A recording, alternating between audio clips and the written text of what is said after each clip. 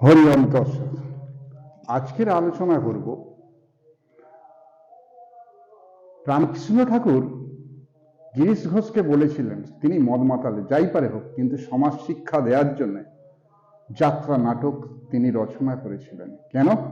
অভিনয় করে মানুষের শিক্ষা দেওয়ার জন্য। বীণা দাস গুপ্ত সেই অভিনয় করেছিল কার? নাকি নটি বিনোদিনী।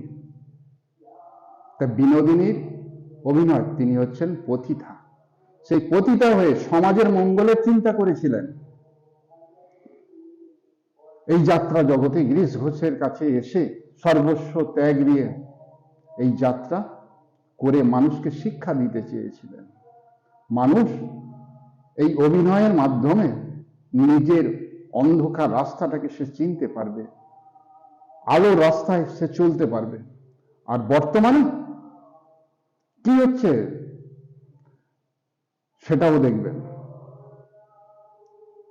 সেটা হলো কি, সেই অভিনেত্রী অভিনেতা এরা মিথ্যা ব্লাব দিয়ে মানুষকে ভুল বুঝিয়ে অন্ধকারের পথে ঠেলে দিচ্ছে।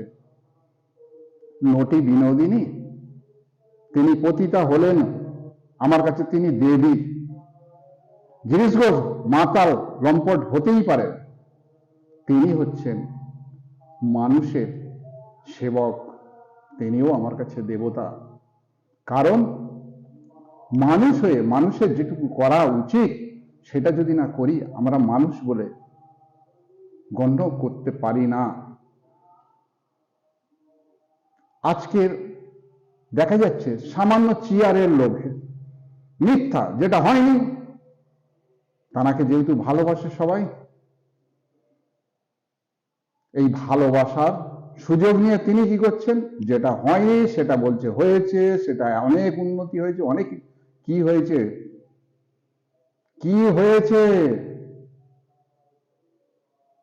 মিথ্যা ব্লাব দেওয়া বন্ধ করুন, আপনার অভিনয় মঞ্চে অভিনয় করুন। নোংরামিটা ওইখানে, তাও মানায় না। সিনেমা জগৎ মানুষকে শিক্ষা দেয়। এই আপনাদের ভুল চলাচলের জন্য কি হয়েছে, আর যাত্রা জগৎ শেষ হয়ে গেছে, সিনেমা জগৎ শেষ হয়ে গেছে। একটু ভালো কাজ করার চিন্তা ভাবনাটা নেন। গিরিশ ঘোষের মতো চিন্তা ভাবনা নিয়ে বই রচনা করুক লেখক, আর নটি বিনোদিনীর মতো অভিনয় করে মানুষকে শিক্ষা দেন। দেখবেন আবার সূর্য নতুন উঠবে। দেখবেন। যেমন আরেকটা ঘটনা বলি, এক এক জায়গায় অনেক দুর্ঘটনা ঘটে গেছে। এই অভিনেত্রী বলছে না কিছু হয়নি, কিছু হয়নি, কিছু হয়নি,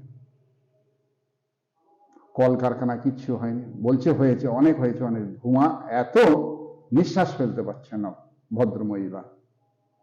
উনি কে? উনি দেশের মঙ্গল করবেন না অমঙ্গল ডেকে নিয়ে আসবে? দুরাচার। আপনাদের এই ভিডিও ভালো লাগলো না খারাপ লাগলো? যদি ভালো লেগে থাকে যেটা করার সেটাই করবেন, যদি মন্দ লেগে থাকে দুটো কুকথা আমাকে বলবেন। হর হর মহাদেব, হর হর মহাদেব।